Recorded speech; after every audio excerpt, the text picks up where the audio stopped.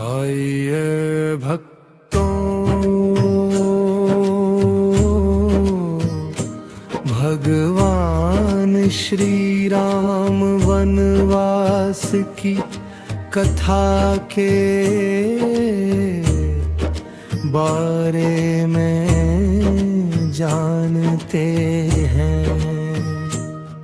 मैं हिंदू भगत आप सभी से अनुरोध करता हूं कि इस कथा को ध्यान, भक्ति भाव और श्रद्धा के साथ सुने और भगवान श्री राम की महिमा को जाने। राम के वनवास की कथा रामायण का सबसे मार्मिक प्रसंग है, जहां से उनके मर्यादा पुरुषोत्तम बनने की यात्रा शुरू होती है। ये कथा त्याग, कर्तव्य और प्रेम का प्रतीक है। वनवास के मुख्य कारण कैकेयी के 2 वरदान। राजा दशरथ ने रानी कैकेयी को युद्ध में प्राण बचाने के बदले 2 वरदान दिए थे। दासी मंथरा के बहकावे में आकर कैकेयी ने पहले वरदान में अपने पुत्र भरत के लिए राज्याभिषेक और दूसरे में राम के लिए 14 वर्ष का वनवास मांगा। 14 वर्ष का रहस्य त्रेता युग के राजकीय नियमों के अनुसार, यदि कोई उत्तराधिकारी अपनी गद्दी से 14 वर्ष तक दूर रहता है तो वह सिंहासन पर अपना अधिकार खो देता है। कैकेयी चाहती थी कि भरत का शासन स्थायी हो जाए। राम का कर्तव्य पिता के वचनों को निभाने के लिए श्री राम ने सहर्ष वन जाना स्वीकार किया। उनके साथ माता सीता और भाई लक्ष्मण भी वन की ओर प्रस्थान कर गए। वनवास काल के महत्वपूर्ण पड़ाव। चित्रकूट। वनवास के 14 वर्षों में से लगभग 53 वर्ष श्री राम ने चित्रकूट में बिताए थे। पंचवटी। इसके बाद वे दंडकारण्य के पंचवटी क्षेत्र में रहे, जहां से रावण ने माता सीता का हरण किया था। रणगमन पथ।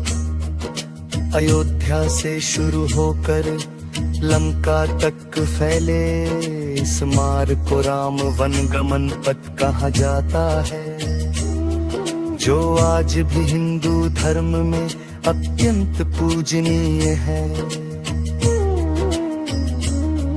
इस वनवास ने न केवल राक्षसों का अंत सुनिश्चित किया,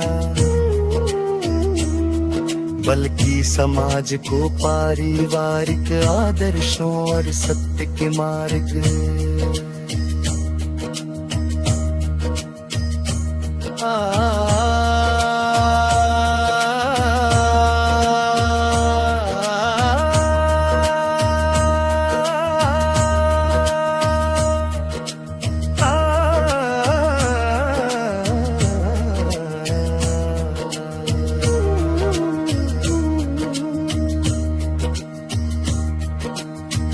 आइए भक्तों, भगवान श्री राम वनवास की कथा के बारे में जानते हैं।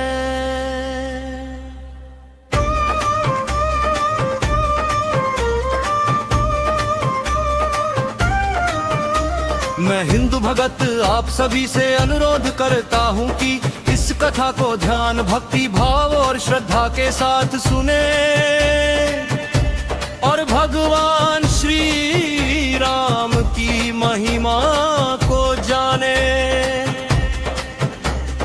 राम के वनवास की कथा रामायण का सबसे मार्मिक प्रसंग है, जहाँ से उनके मर्यादा पुरुषोत्तम बनने की यात्रा शुरू होती है। ये कथा त्याग, और प्रेम का प्रतीक है। वनवास के मुख्य कारण कैकेयी के 2 वरदान, राजा दशरथ ने रानी कैकेयी को युद्ध में दान, दशरथ ने रानी कैकेयी को युद्ध में दान।